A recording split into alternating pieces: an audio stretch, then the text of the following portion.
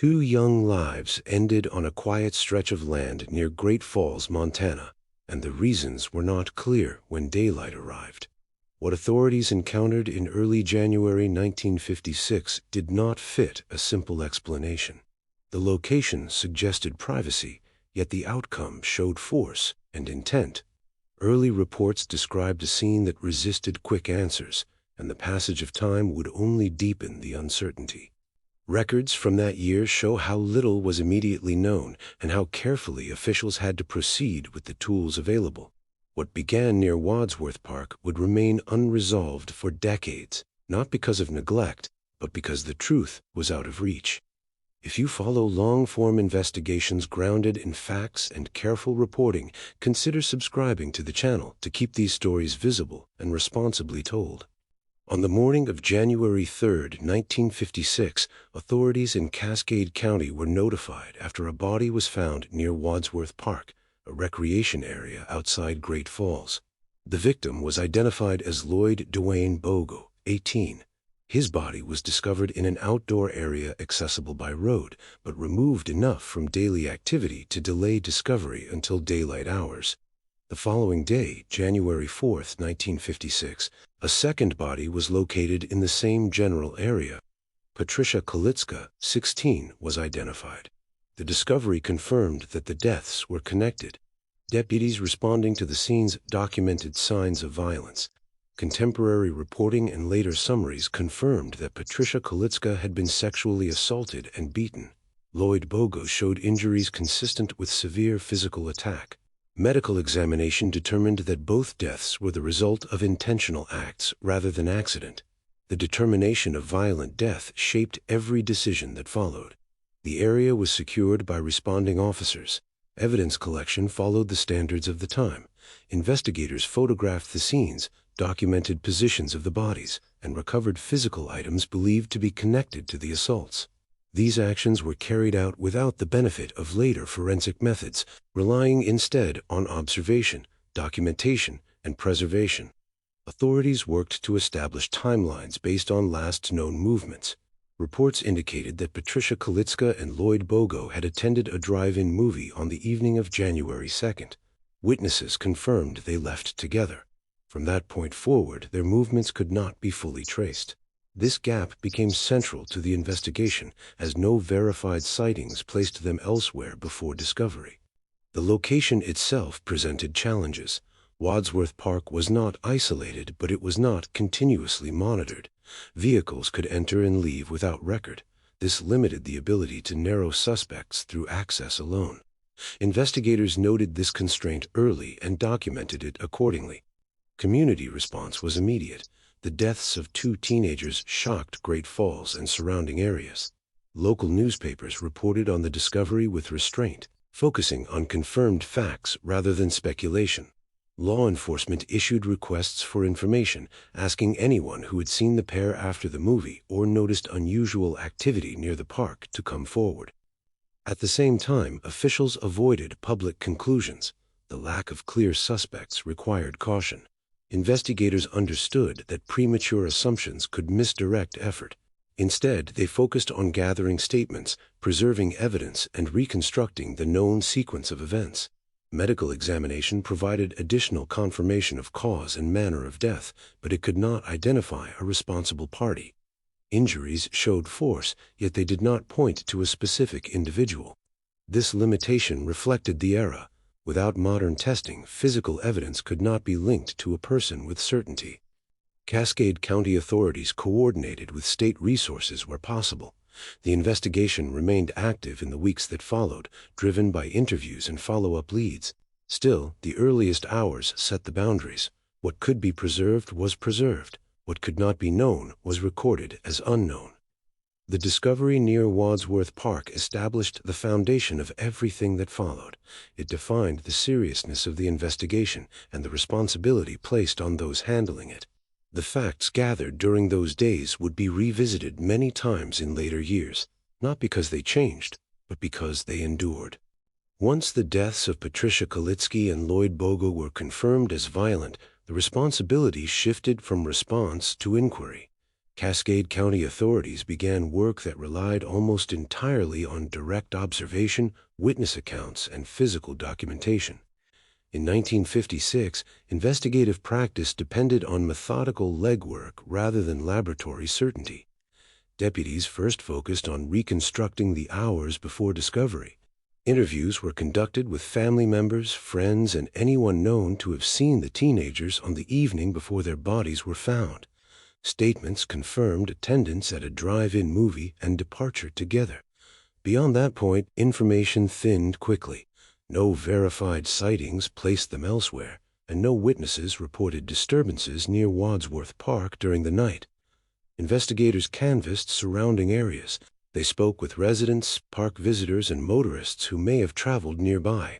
This effort was broad rather than targeted. Without a clear suspect description, law enforcement cast a wide net, documenting observations that ranged from routine to uncertain. Each statement was recorded, even when it produced no immediate direction. Physical evidence collected from the scene was examined using the standards of the time.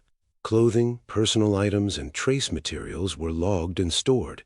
Investigators looked for visible marks, patterns, or objects that might suggest involvement of another person. While injuries confirmed force, they did not reveal identity. The absence of modern testing meant that biological material could not be associated with a specific individual. Medical examination provided detail about how the injuries occurred, but it could not answer who was responsible. Examiners documented trauma and confirmed sexual assault in Patricia Kalitzke's death using clinical findings. These conclusions informed investigative focus but did not narrow the field of possible suspects.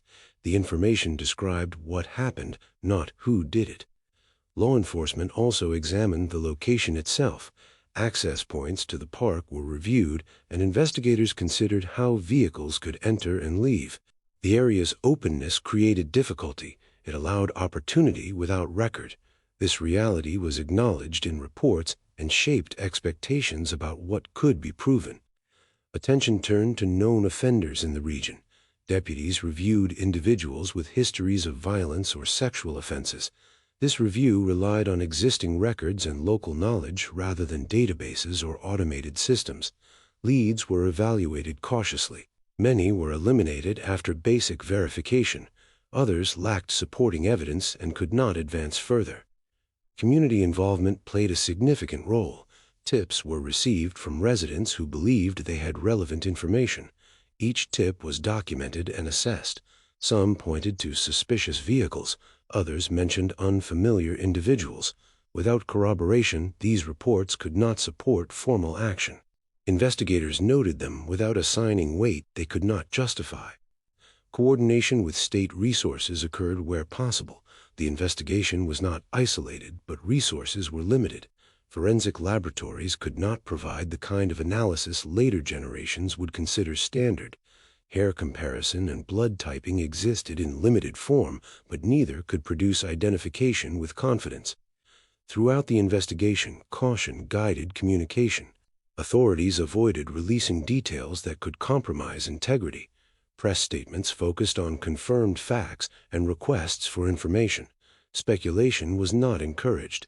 This restraint reflected understanding that once assumptions enter public discourse, they can distort both memory and inquiry. As weeks passed, the absence of definitive leads became clear. Investigators continued to review statements and revisit evidence, but the available tools could not bridge the gap between violence and accountability. The work did not stop, but it slowed. Documentation replaced action as the primary output. What defined this early investigation was effort constrained by reality. Deputies pursued every reasonable avenue using the methods available. Their limitations were not the result of indifference, but of an era before forensic identification could connect evidence to individuals with certainty. The records from that time reflect diligence rather than failure. Each interview, each item logged, each report written preserved a factual foundation. That foundation would remain intact even as answers remained absent, waiting for capabilities that did not yet exist. From the earliest hours after discovery, The investigation relied heavily on what could be physically documented and retained. With few witnesses and no immediate suspect, material evidence became the primary anchor. In 1956, the importance of preservation was understood, even if future value could not yet be measured. Investigators collected clothing worn by Patricia Kalitzke and Lloyd Bogle, along with personal belongings found near their bodies. Each item was logged and stored according to procedure in place at the time. Documentation focused on condition, location, and visible markings. This work was done methodically, without assumption about what might later prove significant. Biological material was present, particularly in relation to the assault of Patricia Kalitzke. Examiners documented findings using clinical standards available then. Samples were retained even though testing options were limited. Blood typing and basic serological comparison could not identify an individual, but they could establish general characteristics.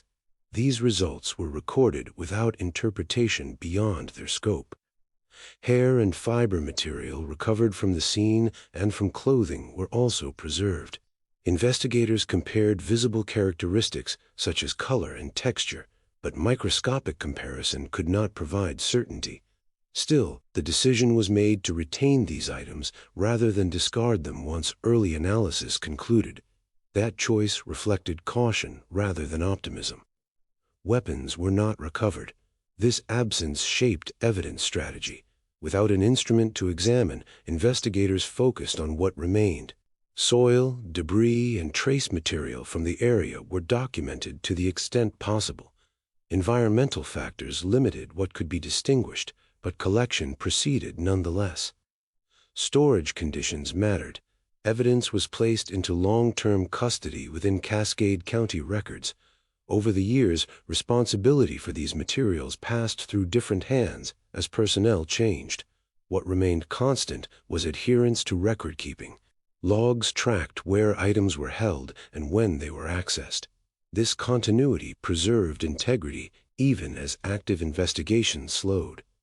As decades passed, many cold investigations lost material due to degradation, misplacement, or disposal under outdated retention policies. That did not occur here. Items connected to Patricia Kalitzke and Lloyd Bogle were kept, reviewed periodically, and returned to storage.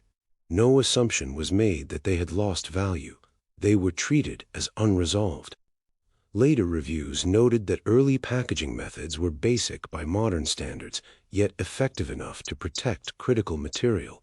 Containers were sealed, exposure was limited, documentation accompanied each item. These practices allowed later forensic scientists to determine that some material remained suitable for advanced testing. The importance of this preservation became clear only much later. When forensic technology advanced to the point where DNA analysis could identify individuals, the existence of intact material made re-examination possible. Without those preserved items, scientific progress would have had nothing to act upon. Law enforcement agencies involved in later review emphasized that preservation was not accidental. It resulted from adherence to procedure and refusal to close records prematurely. Evidence was not reinterpreted during dormant years, it was simply maintained. Chain of custody records proved critical. When material was revisited, investigators could trace its handling across decades. This traceability supported confidence that items had not been contaminated or altered. That confidence was essential for any future laboratory work. Preservation also applied to documentation. Reports from 1956 were retained alongside evidence. These reports explained how items were collected and why certain decisions were made. Later investigators relied on these notes to understand context without reconstructing events through memory. The physical evidence itself did not provide answers for many years. It remained silent, waiting for methods capable of interpretation. What mattered was that it remained available. Many investigations falter not because evidence is weak, but because it is gone. In this investigation, evidence survived time. It did so because early decisions favored caution over disposal and record-keeping over closure. Those decisions did not solve the deaths of Patricia Kalitzke and Lloyd Bogle on their own. They ensured that when science finally caught up, the opportunity for truth had not already been lost. As the early investigation progressed, the volume of new information began to shrink. Interviews produced fewer leads that could be verified. Tips repeated earlier claims without adding detail. Physical evidence remained unchanged, and no additional material surfaced that could be linked to a specific individual. The inquiry did not end through decision. It slowed through exhaustion of what could reasonably be pursued. Law enforcement reviewed statements already collected, comparing timelines and descriptions for consistency. These reviews did not reveal contradictions that could justify renewed action. Instead, they confirmed what investigators had already documented. The available facts remained stable, and no path forward emerged that could support formal charges. Attention periodically returned to individuals previously considered. Each review followed the same pattern. Records were checked, alibis were re-examined where documentation existed, and conclusions remained unchanged. Without corroborating evidence, suspicion could not advance into accusation.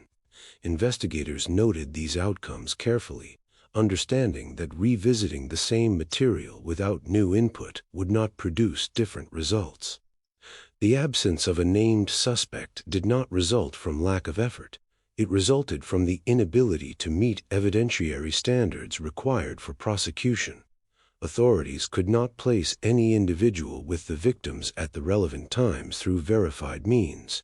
Without that connection, action would have relied on inference rather than proof.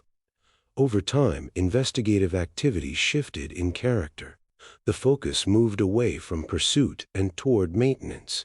Files were organized, indexed, and preserved. Evidence remained in custody. Documentation was updated to reflect status changes, such as retirement of personnel or transfer of responsibility within the department. This form of maintenance was not passive. It required attention to storage conditions, record accessibility, and retention policy.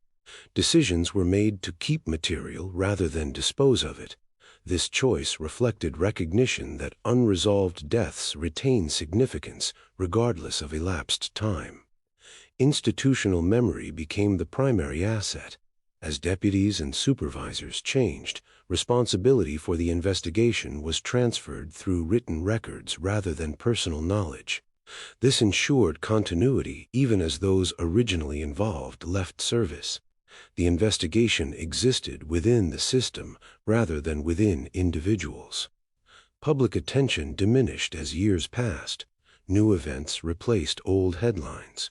Authorities did not issue periodic updates because no developments occurred. Silence did not indicate closure. It indicated that no verifiable progress could be reported responsibly. Occasional reviews occurred when technology or policy shifted. These reviews assessed whether existing evidence could be examined differently. Early assessments concluded that available methods still could not extract identifying information. Each review ended with the same determination. Preservation remained the most responsible action. The investigation remained open in status, even if inactive in practice. This distinction mattered. An open record allows return. A closed record often prevents it. By maintaining openness, law enforcement preserved the option for future review without committing to action unsupported by facts. Families of the victims continued without answers. Authorities acknowledged the unresolved nature of the deaths without offering speculation. The absence of resolution was documented rather than explained away. Years accumulated without change. What remained was a carefully maintained record, physical evidence held intact, and documentation preserved with consistency. The investigation did not progress during this span, but it did not decay. It was held in suspension, awaiting conditions that could transform preserved facts into actionable proof. That restraint defined this long interval. It was marked not by discovery, but by discipline. The choice to wait without rewriting history ensured that when capabilities eventually advanced, the investigation would still exist in a form capable of being examined again. Decades after the investigation first slowed, conditions outside the record began to change. Scientific capability expanded in ways that earlier investigators could not have anticipated. What once remained preserved without interpretation now carried potential for identification.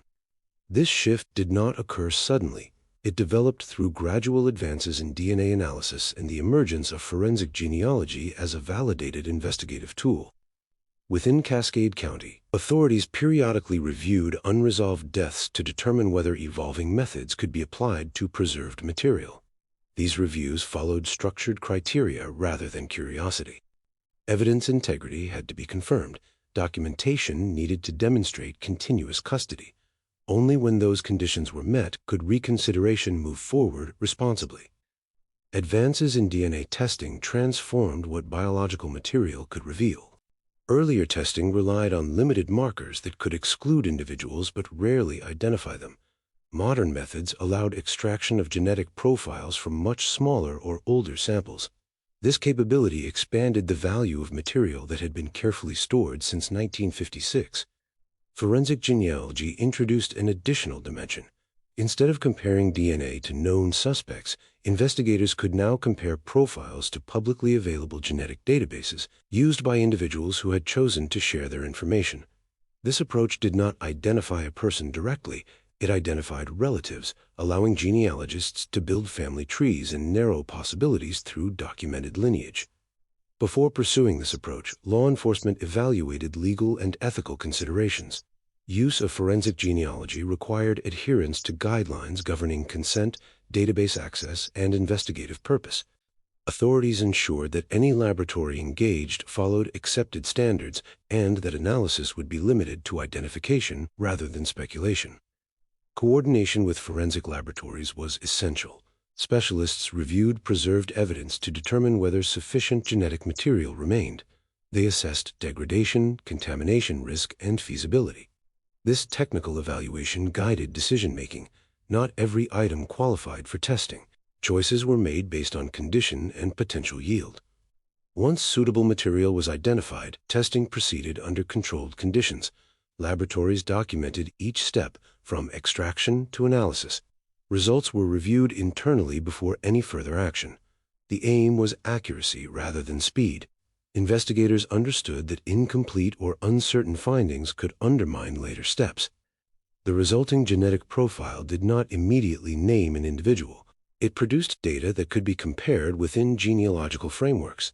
Specialists then conducted extensive research using historical records, public documents, and family trees. This work required patience and verification. Each branch of inquiry needed confirmation through records rather than assumption.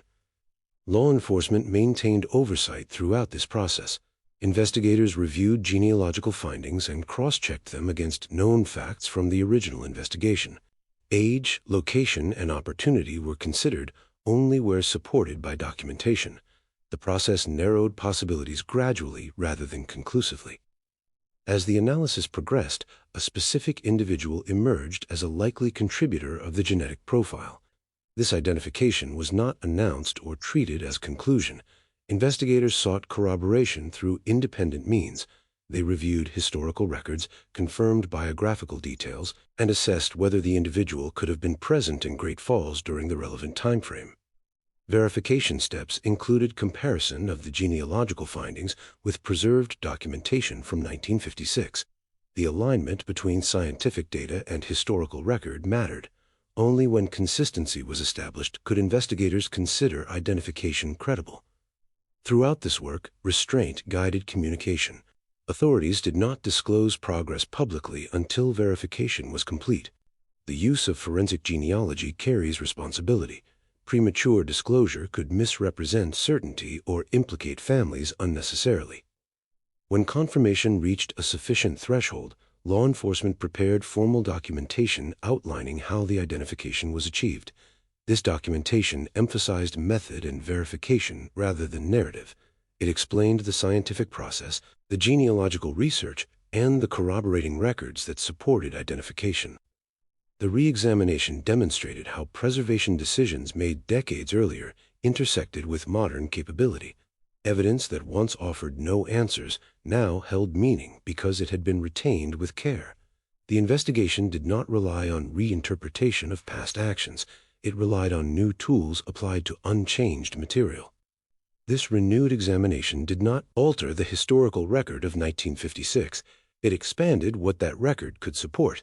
The scientific advances did not create facts. They revealed connections embedded within preserved evidence.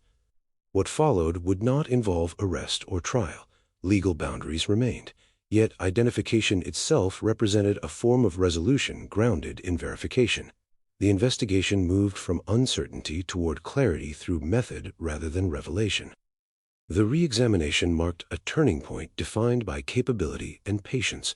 It showed how time can transform limitation into possibility when evidence endures and institutions choose maintenance over closure. The technical work that followed the decision to pursue forensic genealogy unfolded through precision rather than urgency. Investigators and laboratory specialists treated the preserved evidence as a finite resource. Every step was planned to minimize consumption while maximizing reliability. The objective was identification supported by verification, not inference. Laboratory analysis began with extraction of genetic material from evidence retained since 1956. Specialists evaluated sample quality before proceeding. Age alone does not render DNA unusable, but degradation presents challenges. Analysts documented condition, assessed fragment length, and determined whether testing could proceed without compromising integrity. Only material meeting strict criteria was advanced. Once extraction succeeded, analysts developed a DNA profile suitable for comparison. This profile differed from those used in earlier decades. It contained enough markers to support genealogical analysis rather than simple exclusion. Quality control measures accompanied each stage to confirm that results reflected original material rather than contamination. The resulting profile could not be matched against criminal databases in a traditional sense. Instead, it was compared within publicly accessible genetic genealogy platforms that allow law enforcement use under defined conditions. These platforms contain data submitted voluntarily by individuals seeking ancestral information. Matches within these databases indicate shared genetic segments rather than identity. Initial matches identified distant relatives rather than close family members. Genealogists then began reconstructing family trees using public records. Census data, birth records, marriage documents, military files, and obituaries were examined. Each relationship was verified through documentation. Assumptions were avoided. Where records conflicted, branches were re-examined. As trees expanded, genealogists narrowed focus to individuals who met non-genetic criteria derived from historical facts. Age, geographic proximity, and opportunity were considered only where supported by documentation. This filtering process reduced the pool gradually. No conclusion was drawn until alignment between genetic data and historical record was established. Investigators worked alongside genealogists throughout this process. Law enforcement provided context from the original investigation, including known timelines and locations. This information did not direct the analysis. It informed verification. Genealogical findings had to fit within established facts rather than reshape them. Eventually, the research converged on a single individual whose genetic profile aligned with the evidence and whose life history placed him in the region at the relevant time. This identification did not stand alone. Investigators sought independent confirmation. They reviewed historical records to confirm residence, age, and movements. Each element required documentation. Additional verification steps followed. Where possible, reference DNA from known relatives was compared to strengthen confidence. This comparison did not require participation from the individual identified, who was deceased. It relied on lawful methods and consent within established guidelines. Results reinforced the initial findings. Throughout this process, authorities maintained internal review. Findings were assessed by multiple parties, including laboratory personnel, genealogists, investigators, and supervisors. Agreement across disciplines mattered. Any unresolved question delayed progress. Certainty required convergence, not majority opinion. Legal considerations remained present. Identification alone does not equate to accountability within the justice system. Investigators consulted legal counsel to ensure that methods complied with applicable standards and that conclusions were framed accurately. Language within reports reflected evidence rather than attribution of intent. Once verification reached a level considered reliable, investigators prepared documentation explaining the identification process. This documentation emphasized methodology, chain of custody, and corroboration. It avoided narrative interpretation.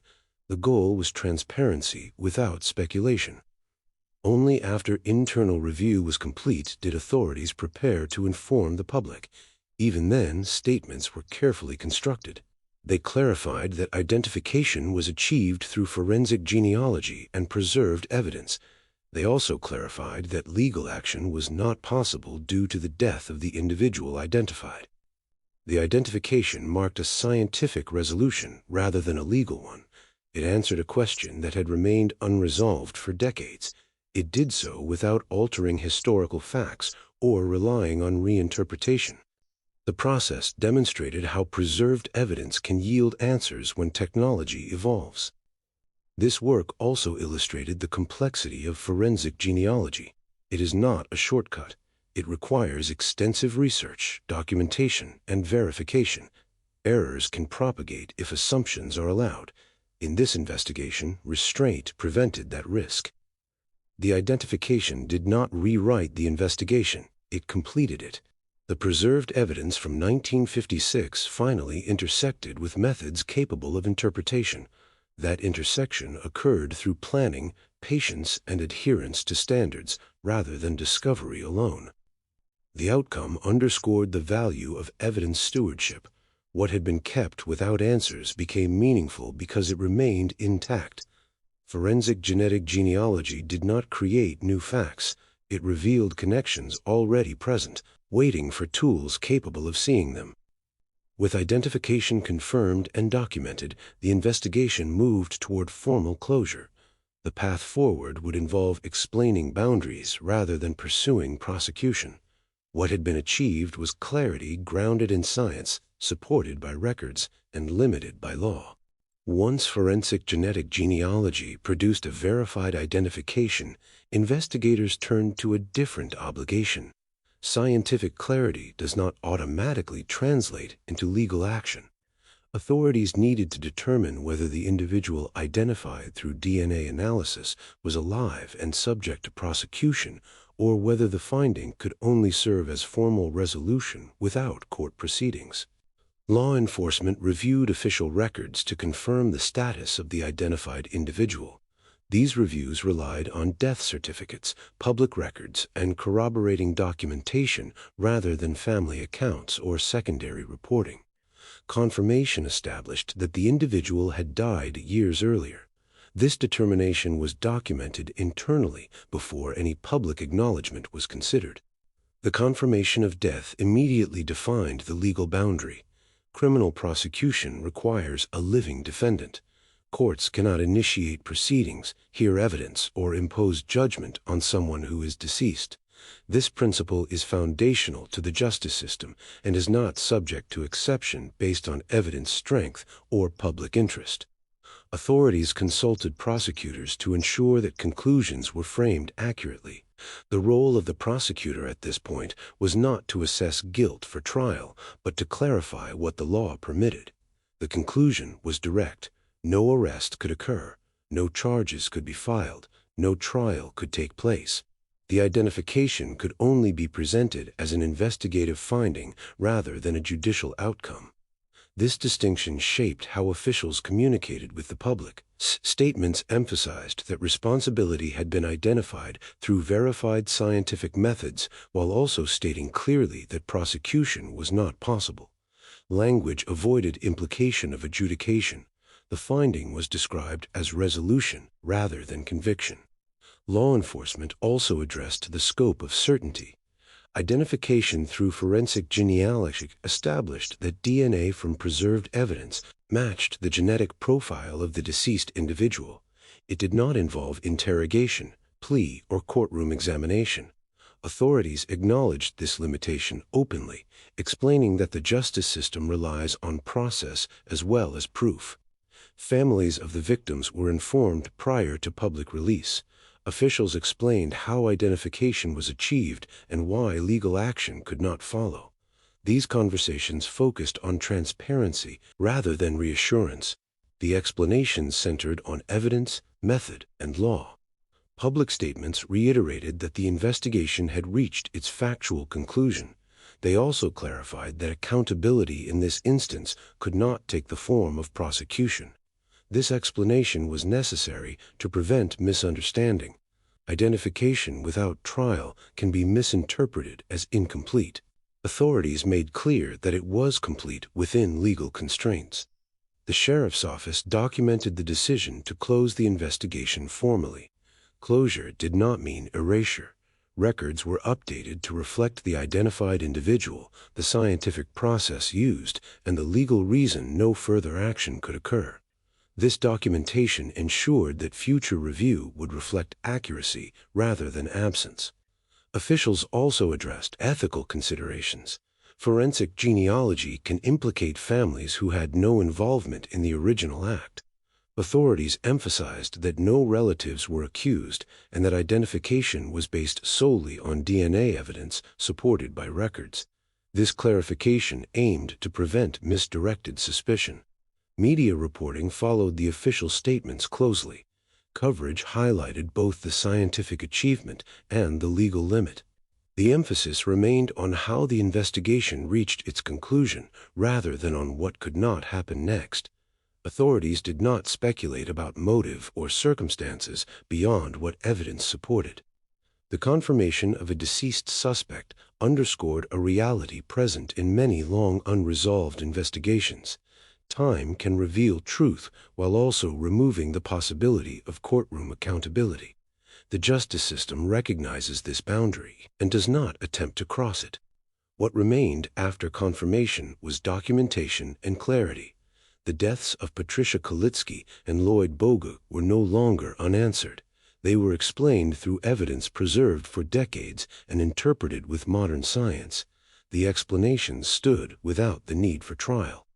The investigation reached its endpoint defined by law rather than expectation. Responsibility was identified. Prosecution was impossible. Both statements were true, and both were documented. The conclusion respected evidence, respected legal limits, and avoided claims that the system could not support. With those boundaries clearly stated, authorities prepared to communicate closure as an institutional act rather than a judicial one, grounded in verification and constrained by the same laws that govern every investigation, regardless of age. With identification verified and legal limits clearly established, law enforcement moved toward formal closure of the investigation. This action was administrative rather than symbolic. It required documentation that reflected what had been learned, how conclusions were reached, and why no further steps could occur within the justice system. Closure was treated as a record-keeping responsibility grounded in accuracy. The sheriff's office prepared written summaries explaining the investigative path from 1956 through modern review. These summaries outlined evidence collection, long-term preservation, scientific re-examination, and the use of forensic genetic genealogy. Each section relied on documented facts rather than retrospective interpretation. The purpose was to ensure that the official record could stand independently of memory or media reporting. Public communication followed internal review. Authorities released statements explaining that the deaths of Patricia Kalitzke and Lloyd Bogle had been resolved through DNA analysis and genealogical research. The statements emphasized method and verification. They avoided speculation and avoided assigning intent beyond what evidence supported. Clarity mattered more than narrative. Law enforcement also explained why prosecution was not possible. The identified individual was deceased, and courts cannot act in such circumstances. This explanation was included to prevent misunderstanding and to define accountability accurately. Identification through evidence was presented as the maximum outcome permitted by law. Media coverage reflected these points closely. Reporting focused on the scientific process, the age of the investigation, and the role of preserved evidence. Officials did not offer commentary beyond the facts contained in their statements. Questions about motive or circumstance were acknowledged as unanswered where evidence could not address them. The formal closure did not involve destruction of records. Evidence and documentation remained archived according to retention policy. Closure meant that no further investigative action was pending, not that the records ceased to exist. This distinction preserved transparency for future reference. From an institutional perspective, the investigation demonstrated the value of evidence stewardship. Items collected in 1956 remained viable because they were retained without assumption about future usefulness. Decisions made early favored caution over disposal. That discipline allowed later science to function. The investigation also illustrated the importance of patience within systems. For decades, no method existed to interpret preserved material. The absence of progress did not justify abandonment. Instead, maintenance kept options open until capability caught up with need. This approach required accepting uncertainty without rewriting history. Scientific advancement played a central role, but it did not act alone. Forensic genealogy succeeded because it was applied within ethical and legal guidelines. Consent-based databases, verified records, and oversight ensured that identification did not extend beyond evidence. Method mattered as much as result. The investigation also highlighted boundaries. Science can identify individuals. Law defines whether action can follow. In this instance, those boundaries were reached honestly. The system did not claim more than it could support. That restraint preserved credibility. Community impact was acknowledged through transparency rather than ceremony. Authorities recognized that answers, even delayed, carry weight. They also recognized that legal closure does not restore loss. Their role was to document truth where possible and to explain limits where they exist.